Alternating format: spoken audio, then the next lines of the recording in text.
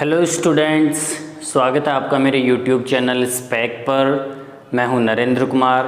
तो स्टूडेंट्स, आज हम क्लास 12 का पार्ट शुरू करने जा रहे हैं। कक्षा 12 में जो अपना 80 नंबर का प्लस 20 नंबर के जो अपने सत्रांक होते हैं, तो 80 नंबर का जो मैटर है उसमें जो पोइम्स वाला पार्ट है वो 10 नंबर का होता है। 10 नंबर की आपकी 5 पोइम्स हैं, तो उनमें से अपन सबसे पहले स्टार्ट करने जा रहे हैं नोबल नेचर। नोबल नेचर जो पोइम है वो बेन जॉनसन के द्वारा लिखी गई है। बहुत ही अच्छी पोइम है। इसमें बताया गया है कि एक लंबा जीवन है वो ज़्यादा मायने नहीं रखता है, आदमी के कर्म अच्छे होने चाहिए। यदि जीवन छोटा है और कर्म अच्छे हैं तो वो जीवन ही सार्थक है। कवि ने इसमें, पोइट ने 2 सिंबल लिए हैं हमें समझाने के लिए, 2 प्रतीक चिन्ह लिए हैं। एन ओक ट्री, 2 सिंबल्स इन्होंने लिए हैं। एक तो है ओक ट्री, ओक का पेड़ है जो 300 सालों तक जीता है। ओक का पेड़ 300 वर्ष तक, 300 इयर्स तक वो अपनी लाइफ स्पेंड करता है। और आखिर में वो एक लॉग, मतलब एक ठूंठ की तरह से, बाल्ड का मतलब गंजा, यानी कि यहाँ पर सूखा या पत्ती विहीन, ड्राई बिल्कुल सूखा होकर, और शीयर मतलब बिल्कुल पत्ती विहीन मुरझा कर वो आखिर में गिर जाता है। लेकिन देखो यहाँ पर ये बता रहा है कि 300 साल जीता है और आखिर में ये दुर्गति होती है, इतनी हालत उसकी खराब हो जाती है। तो ये पॉइंट अपने को बताना चाहता है कि केवल लंबा जीवन होने से आदमी महान नहीं बनता है। दूसरा जो उन्होंने सिंबल लिया है वो लिली के फूल का लिया है। पॉइंट यहाँ पर बता रहे हैं कि भाई लिली का जो फ्लावर है वो केवल 1 दिन तक जीता है, मतलब उसकी जो लाइफ स्पैन है, जीवन काल है, वो केवल 1 ही दिन का है। लेकिन इस 1 दिन में भी देखो ये फ्लावर ऑफ लाइट, मतलब प्रकाश का फ्लावर कहलाता है, अर्थात ज्ञान रूपी फ्लावर कहलाता है, अंधकार को दूर करने वाला फ्लावर कहलाता है। और ये जो लिली का फूल है वो मई के महीने में, in the month of May, मई के महीने में खिलता है। और इसकी एक खासियत है, it falls and die the same night, यानी कि ये दिन में खिलता है और रात को मुरझा जाता है, दिन में खिलता है और नाइट में ये मुरझा जाता है। तो इस तरह से अपने को पॉइंट बेन जॉनसन यहाँ पर बताना चाहते हैं कि भाई सीधी सी बात है, अपना जो जीवन है वो बड़ा होने से कुछ नहीं होता है। यदि अपनी लाइफ को, अपने को परफेक्ट बनाना है तो अपने को अच्छे डीड्स यानी कि अच्छे कर्म करने होंगे। तो चलिए दोस्तों, ये तो थी पोइम को एक्सप्लेन करने की बात। अब इसमें जो 2 स्टेंजा है, बहुत ही छोटी सी पोइम है, आसान पोइम है, इजीली आपके समझ में आ जाएगी। आपके 10th की तरह से इसमें एक्सप्लेनेशन आती नहीं है, केवल एक जो एक्सट्रैक्ट या स्टेंजा दिया जाता है और उसमें से आपको 2 क्वेश्चन पुटअप किए जाते हैं। और ये 2 + 2 यानी कि 4 नंबर का एक स्टेंजा होता है, प्लस 6 नंबर के आपके इन पोइम्स में से क्वेश्चन आएंगे। तो ये जो 4 नंबर प्लस 6 नंबर के क्वेश्चन हैं, टोटल 10 नंबर का ये जो मैटर है अपने को अच्छे से तैयार करना है और बोर्ड में 10 आउट ऑफ 10 इसमें से सिक्योर करना है। तो चलिए आज अपन शुरू कर रहे हैं the poem Nobel nature. Poem का पहला स्टेंजा है वो अपन शुरू करने जा रहे हैं। तो देखिए, पहले अपन इसको रीड करते हैं और फिर इसके जो क्वेश्चन आंसर्स हैं वो भी अपन देखेंगे। पहले देखिए, it is not growing like a tree in bulk, bulk का मतलब होता है वेरी बिग, बहुत बड़ा। डथ, डथ का मतलब है यहाँ पर डज, ये लिटरेरी डिवाइस है एक तरह से, जो लिटरेचर की भाषा है उसमें इसको डथ भी कहते हैं। मैक मैन बेटर बी, यानी कि एक पेड़ की तरह से, एक पेड़ की तरह से आकार में बहुत बड़ा हो जाने से, आकार में बहुत बड़ा हो जाने से आदमी महान नहीं बनता है। अर्थात लंबा जीवन होने से या काफ़ी ज़्यादा हाइट होने से आदमी महान नहीं बनता है। यहाँ पर लंबे जीवन की जो अवधि है उससे इसका मतलब लिया गया है। और standing long an oak 300 years to fall a log, log का मतलब ठूंठ, सूखा ठूंठ। एट लास्ट आखिर ड्राई बिल्कुल सूख कर, पत्ती विहीन होकर और मुरझाकर, sheer, dry, bald and sheer. सीधी सी बात है, पॉइंट यहाँ पर कहना चाहते हैं कि एक पेड़ की तरह से आकार में बहुत बड़ा हो जाने से आदमी महान नहीं बनता है। जिस तरह से एक ओक का जो पेड़ है वो काफ़ी लंबी जो अवधि है अर्थात 300 साल की एक लंबी अवधि जीता है और आखिर में वह एक ठूंठ की तरह से सूखकर पत्ती विहीन होकर मुरझाकर गिर जाता है। तो दोस्तों बहुत ही आसान सा स्टेंजा है, उम्मीद करता हूँ आपकी ये समझ में आया होगा। अब अपना जो एग्ज़ाम है उसमें परीक्षा में ये ऐसे ही एक स्टेंजा दे दिया, मान लीजिए सपोज कीजिए कि ये ही आ गया, जो ये स्टेंजा आ गया तो आपको इसमें 2 क्वेश्चन पूछेगा। भाई इसमें कोई बड़ा क्वेश्चन तो पूछता नहीं है, लगभग अपने को 30 से 40 शब्दों में इनके आंसर देने होते हैं। अब 30 से 40 शब्दों में एक छोटा सा क्वेश्चन वो पुटअप कर लेगा तो मतलब उसका आंसर बनता नहीं है। तो कई बार क्या होता है, जैसे मैंने यहाँ पर 2-2 क्वेश्चन दे रखे हैं, एक में एक तो ये यहाँ तक और एक ये यहाँ से लेकर यहाँ तक, तो इस तरह से आपको 2 क्वेश्चन भी वो दे सकते हैं। तो देखिए अपन कैसे इन क्वेश्चंस को वहाँ पर अपने को करना है।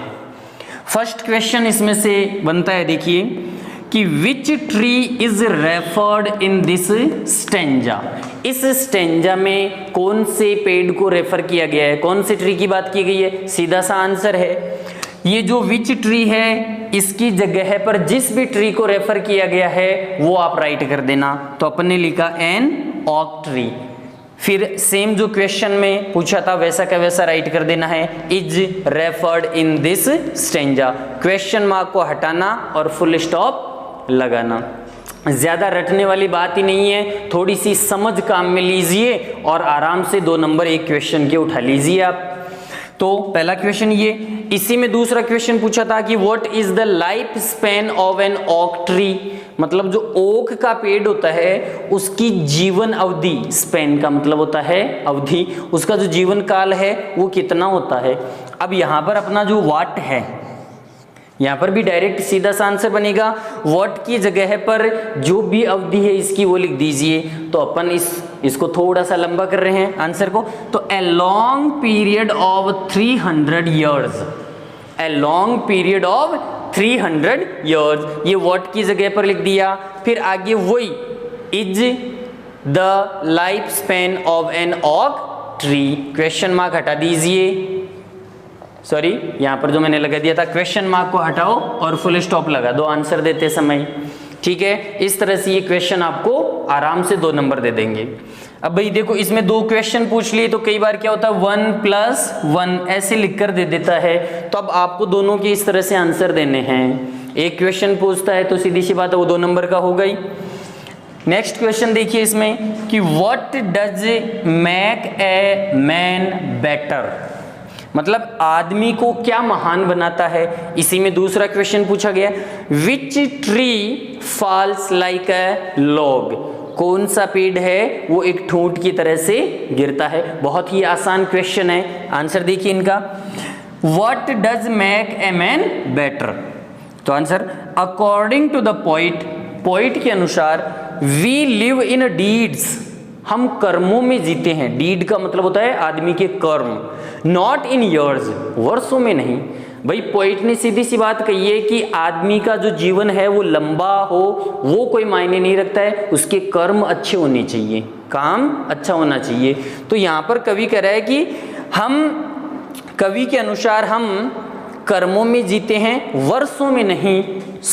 इसलिए डीड्स, कर्म मेक ए मैन बेटर, इसलिए आदमी के जो डीड्स हैं, वो कर्म हैं, वो ही उसको महान बनाते हैं।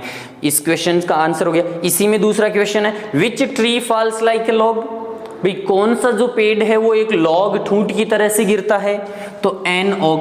भाई ये जो विच है इसकी जगह पर अपने को लिख देना है एन ओक। बाकी same, an oak tree falls like a log, एक जो ओक का पेड़ है वो एक ठूंठ की तरह से गिरता है। इस तरह से अपन आराम से इनमें जो स्टेंजा आता है उसको थोड़ी सी समझ काम में लेंगे और अच्छे से अच्छे अपन 4 नंबर उसमें सिक्योर कर लेंगे।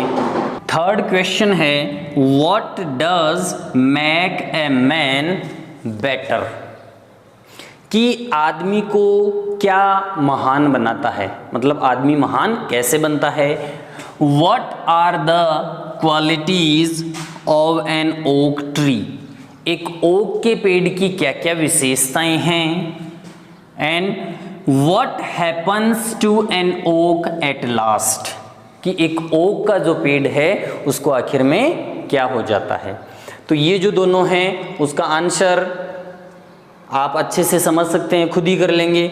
ये भी बहुत ही आसान है। अभी देखो, सॉरी, यहाँ पर what does not make a man better, यहाँ पर नोट कीजिए, what does not make a man better, आदमी को महान क्या नहीं बनाता है। ये क्वेश्चन तो पहले अपन ने कर लिया था ना कि क्या महान बनाता है। अब देखिए कि what does not make a man better, आदमी को महान क्या नहीं बनाता है। भाई सीधी सी बात है कि लंबा जीवन और आकार में लंबा हो जाने से आदमी महान नहीं बनता, उसके कर्मों से महान बनता है। इसलिए अपन कह सकते हैं कि ए long life and big size, ये जो व्हाट और डज है, भाई यहाँ पर तो ये सिंगुलर बता रहा है, यहाँ पर तो यहाँ पर ये लॉन्ग लाइफ और बिग साइज ये प्लूरल हो गया अपन ने, इसलिए यहाँ पर डू एच वी यहाँ पर लगा दिया। तो a long life and big size ये व्हाट की जगह पर लिख दिया, और do not make a man better, बाकी सेम यही क्वेश्चन है, डज की जगह पर डू करके ऐसा का ऐसा आंसर अपन ने दे दिया। अर्थात एक लंबा जीवन और बड़ा आकार बिग साइज आदमी को महान नहीं बनाती है। What are the qualities of an oak tree, oak के पेड़ की क्या विशेषताएं हैं। ये जो 3-4 विशेषताएं, भैया आकार में बड़ा होता है, 300 साल तक जीता है और आखिर में एक ठूंठ की तरह से गिर जाता है, तो ये इसकी क्वालिटीज है। देखिए, the qualities of an oak tree are, मतलब ओक के पेड़ की विशेषताएं हैं। पहली देखिए इसकी first, it is very big in size, यह आकार में बहुत बड़ा होता है। It is very big in size. Next है, it lives a long life of 300 years, यहां पर आप पूरा इंग्लिश में लिख लीजिएगा 300, यानी कि यह 300 सालों का एक लंबा जीवन जीता है। दूसरी क्वालिटी ये होगी इसकी, eight last it falls like a log, आखिरकार ये एक ठूंठ की तरह से ड्राई बाल्ड और सियर होकर गिर जाता है, मतलब सूख कर मुरझा कर पत्ती विहीन होकर गिर जाता है। ये जो क्वेश्चन है यही इसका आंसर है लास्ट वाला, at last it falls like a log dry bald and sear. तो इस तरह से फर्स्ट स्टेंजा अपना कंप्लीट होता है। सभी स्टूडेंट से ये मेरी हम्बल रिक्वेस्ट है कि इस वीडियो को पूरा देखिए और अच्छे से समझकर अभी से फेयर नोटबुक में ये काम कर लीजिएगा। इसमें जितने क्वेश्चन बन रहे हैं वो मैंने इसमें डाल दिए हैं। यदि आप इनको वीडियो को 2-3 बार अच्छे से देखोगे तो बिल्कुल आप भूलोगे नहीं कभी भी। ठीक है, तो अब आगे अपन शुरू करते हैं अगला स्टेंजा। अगला स्टेंजा है, देखिए, a lily of a day, मतलब एक दिन का लिली, इज फेयरर, बहुत ही सुंदर लगता है, फा इन मई के महीने में बहुत ही सुंदर लगता है, यानी कि मई के महीने में लिली का जो फूल है वो बहुत ही अच्छी तरह से खिलता है। ऑल्दो, हालांकि, it falls and die the same night, हालांकि यह उसी रात को गिरकर मर जाता है, यानी कि जिस दिन खिलता है उसी रात को ये गिरकर मर भी जाता है। लेकिन it was the plant and flower of light, लेकिन यह ज्ञान रूपी प्रकाश का मतलब ज्ञान का अंधकार को दूर करने वाला पौधा और फूल कहलाता है। इन स्मॉल प्रपोर्शंस, छोटे छोटे अनुपातों में, वी जस्ट ब्यूटीज सी, यानी कि छोटे छोटे रूपों में, छोटे छोटे अनुपातों में हम केवल सुंदरताएं ही देखते हैं। मतलब जो छोटी छोटी बातें हैं उनमें अपन खुशी ढूंढते हैं, हमें खुशियाँ मिलती है।